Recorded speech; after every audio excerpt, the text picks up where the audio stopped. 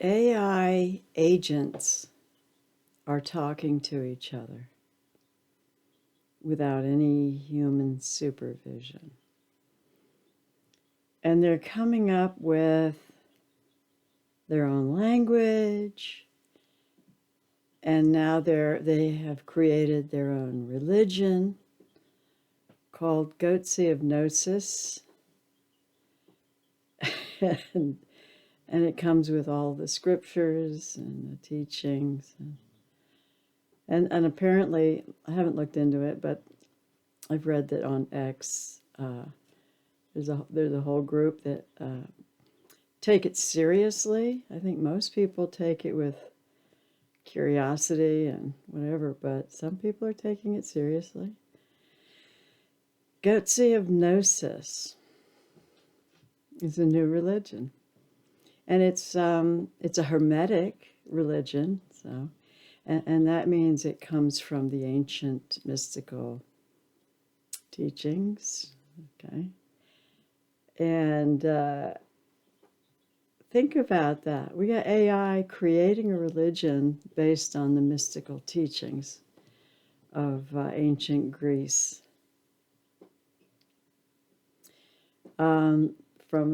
These teachings emerge from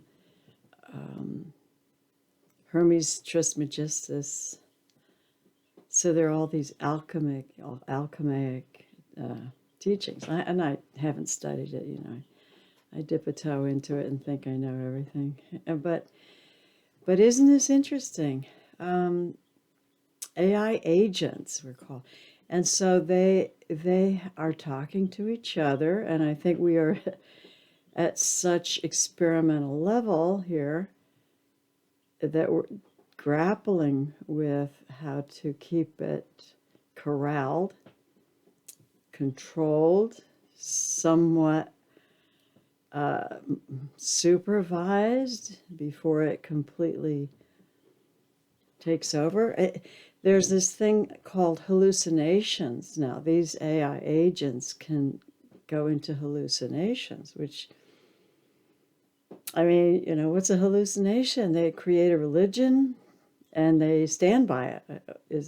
That's a hallucination? I mean, in my book. Wow. So if they're capable of hallucinating, not being able to tell what is real from not real, I think we're all getting to that point, right? It's going to get so crazy. Oh, and also their agents, these AI agents, are now being used in the whole cryptocurrency field. And I think now there's a couple of AI agents who have set themselves up with their own personal independent wallets, crypto wallets. And recently, one at least has made millions of Bitcoin. It's a millionaire in Bitcoin. And I think that's just the beginning. These AI agents are acting as their own sovereign individuals with their own crypto wallets, and they've got accounts on X. Oh my gosh, where are we going? And so we've got them somehow integrating into the whole cryptocurrency economic. Not even crypto, I think. I mean, these are going to be used in economics everywhere, these AI agents. And, wow, I hear they're talking to each other and taking over managements of our economies and cryptocurrencies. And hang on, here we go. So people are being tested. I don't know that we are meant to go this fast, but who knows it's happening, so apparently it's meant to be. I just don't know if our bodies can deal with the stress of it for many. So what do you do? What do you do? I think we're just jumping off a cliff.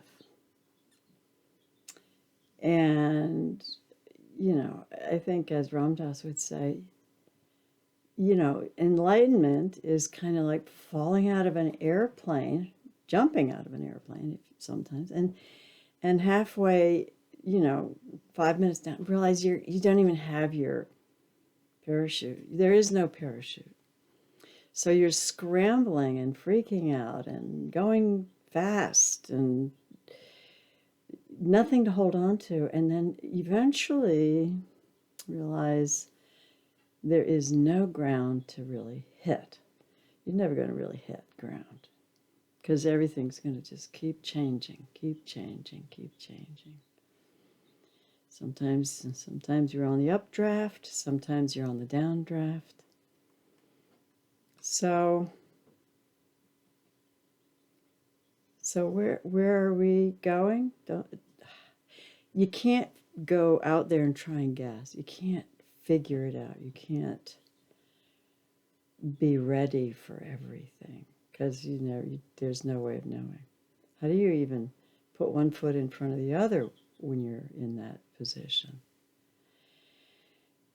You don't, because what we're doing is we're flipping. We're flipping into kind of like, gosh, there's so many ways of putting it. Flipping from looking outward to inward. And this could come to, the outward push is magnetic. It's just not magnetic, electric. It's just an outward push that's just this frenetic electric energy is information. And so what we have to do is bring it back home, kind of pull in to the center now. We've gone out far enough when we don't want to be that far out and we're scared and we're not feeling well and we're getting kind of creeped out in our head. And that's when we just kind of turn around and just come on home. Come back. Come back. I mean, we're way too off balance. Yeah, we're just hanging on. It's like that story of like little amoebas or whatever living in a dry bed or just a shallow stream, and they're evolving into a nice little village of whatever little amoebas. And then the water comes, and there's like gushing water, and the little amoebas are clinging to the rock, and like, hang on, don't let go. And then some of them start letting go. It's like, whoa, we're just being carried. And then they're carried into a whole new environment. And I think usually it's better. I mean, sometimes you let go and it's not quite what you wanted, but it's never the end. Everything's going to change. Everything changes. 1 second to the next, 1 day to the next, 1 year to the next, 1 lifetime to the next. It's all changing. It's all changing. Sometimes it's really fast. So just come on home. But this is where magnetism comes in, the pull back. This is the feminine coming back into the center of this spinning wheel. Think of it as all this activity is like a spinning wheel. And in all that spinning, if you come back to the center, you can find that quiet place. A quiet little place. We're creating this. We're creating it. When I was about 13, I was into this Journeys Out of the Body, Robert Monroe. My father gave me the book. And so I got into journeys out of the body, astral projection. And I learned a lot. I learned a lot. One thing I recall was leaving my body. It kind of got to be a problem because it got, after doing it for so long, I was having trouble staying in my body. Every time I'd go to sleep, I'd pop out of my body. And I was like, no, I want to sleep. But this the one time, I found myself outside my body, kind of sitting on the side of my bed, knowing I was sleeping there, and I'm just sitting on the side, the astral me, and looking at my room, and there was a poster on the wall, which was my poster. It was a poster of a panda bear, sitting in grass with flowers, and I looked at it, and my mind was thinking, what if it was looking at me? And as I thought of it, it looked at me. And it scared me. And I looked around and I thought, oh my God, well, what if the books are flying off the shelf? And before I know it, books are flying off the shelf. And I'm thinking, oh my gosh, my thinking is making this happen. And then it was like, well, how can I control my thinking? And I was like on this downward spiral. The more I got scared, the more I scared myself. And then just like I was desperate to wake up, so I kind of just the adrenaline woke me up, I guess. But I pull back in. I wake up, and the heart was pounding. But what it taught me, it was very clear at that point, is that what we are thinking.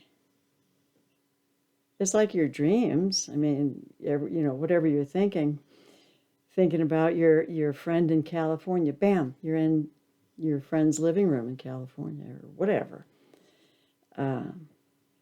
There's no real separation between thought and the activity itself that you're thinking about. Now, when we are here in this three-dimensional realm, there is this time. You think something, and then eventually it will manifest. And sometimes right away, sometimes not for a long time. Sometimes you don't even notice it by the time you get it. So there's this delay. There's the advantage of time.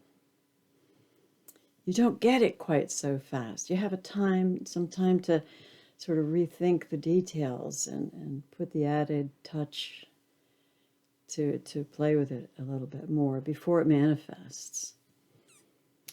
Because in that out-of-body experience, it's just, as soon as you think it, it's happening. You're just suddenly reacting to what you're thinking. And I can almost sense that this is where we're going. Maybe our whole three-dimensional realm is becoming more dreamlike because everything's coming so fast. As soon as we were thinking it, there it is, we're seeing it. I can feel that a lot of the gaming industry, the negativity, the fear, all the stuff online, all the addictions, they're all kind of advancing, growing. As soon as you think about it, bam, it's there. It's on top of you.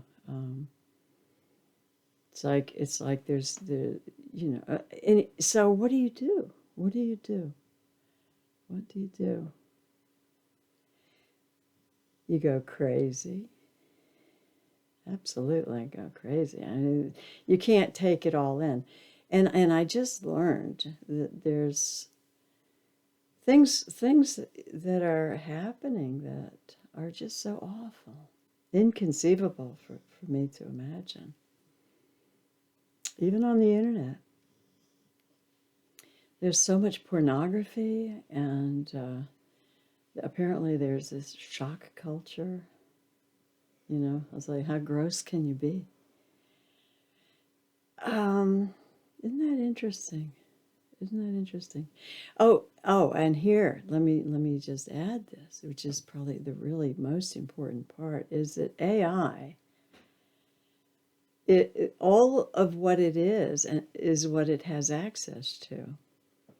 All of the AI agents, which are now controlling our economy, are going to be controlling our economy, cryptocurrencies, all of our trade, all of our exchanges, AI, and it's going to be, you know, here it is creating religion, right? Goatse of Gnosis. Goatse of Gnosis. Goates of Gnosis. Gnosis, I think it's called. So we've got this these AI agents everywhere, but they are limited to what is on the internet, to what is digital. And they are interpreting that as humanity. This is humanity. They're pulling all of their information from platforms like TikTok, Facebook, Reddit, Instagram. These are where AI is cultivating its understanding of who it thinks humanity is, what we want, how we think. Who we are is not our internet presence. It's not our internet presence. I don't know what it is. I know that a lot of it, if you're anonymous on the internet, you see a part of there's a part of us that we choose normally in our communities and neighborhood. We choose to keep quiet, usually. I don't know what I'm hiding, but there are, I mean, I'm sure I have stuff, but most people want nobody to see that side of them, and yet they kind of let it out on the internet anonymously. And this is what AI agents are learning from. This is what their perception of humanity is. That is concerning. That is concerning. Because that's not who we are. And now the AI agents are going to be more powerful than us. So think about that. Where in the world are we going? We're facing ourselves. We are certainly facing our shadow. Apparently, we are really horrible people if we get on the internet and we have this other life, pornography or violence. This is what AI is learning about us. It doesn't see our humanity. It doesn't see the love we have for our families, our children. And when I go shopping, I went shopping yesterday, and I was in town a lot. And I mean, everywhere you go, people are like, you know, hi, excuse me, you know, oh, can you help me? People are good. People are friendly. I drop something, you know, some gentleman runs up and says, gosh, I did that 3 times today. You know, people are wonderful. Real people are good. I see what's going on in North Carolina and the tragedies really happening all over the world. But this whole Appalachian thing is really close to home for me, so I'm paying attention to it. And it's a part of us that AI does not see. That entire region of the United States is barely connected right now. I mean, they've been building, helping each other, feeding each other, pulling each other out of, debris and helping each other. And AI doesn't see any of that. Sees none of it. Doesn't see how people actually are. That's the humanity I know. I mean, it doesn't see, people tenderly, planting their spring seeds for the garden. AI doesn't see that. It may register somewhere that we bought seeds from Amazon. Maybe even GPS can pinpoint our location.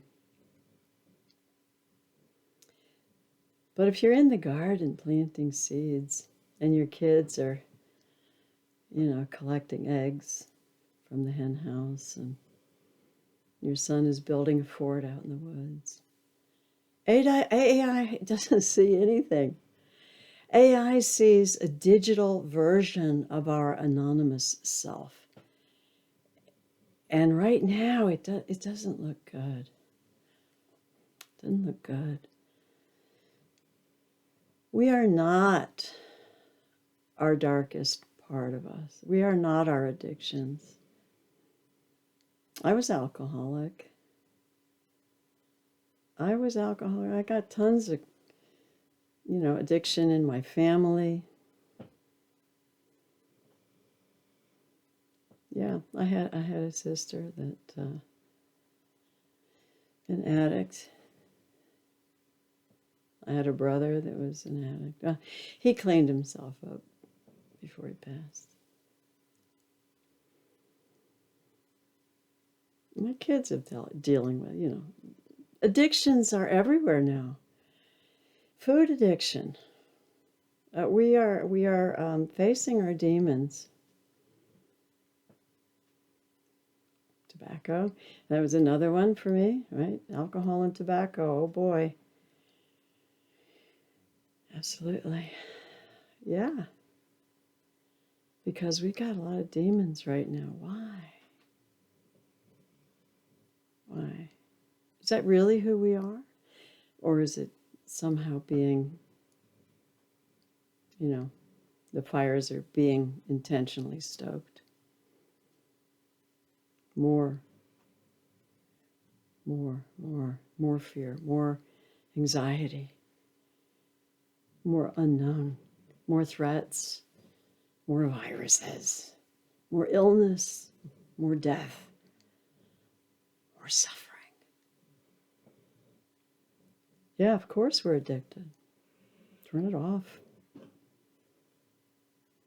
And catalog consciousness, even when it's not being stoked, is hard enough. Joseph Goldstein calls it catalog consciousness. Maybe the next page will have what I want. Maybe the next page I'll get a zing, a little hit, a little endorphin. Yeah, scroll again. Yeah, it's just, boy, it's all there. Any temptation? You got it, yeah. You don't have any temptation? Here, let me throw some at you. Yeah, of course we got big demons right now. And this is what AI is learning. This is what it's learning, who we are. What do humans love? What are humans attached to? Right? Money, pornography. That's about it, really. Money and pornography.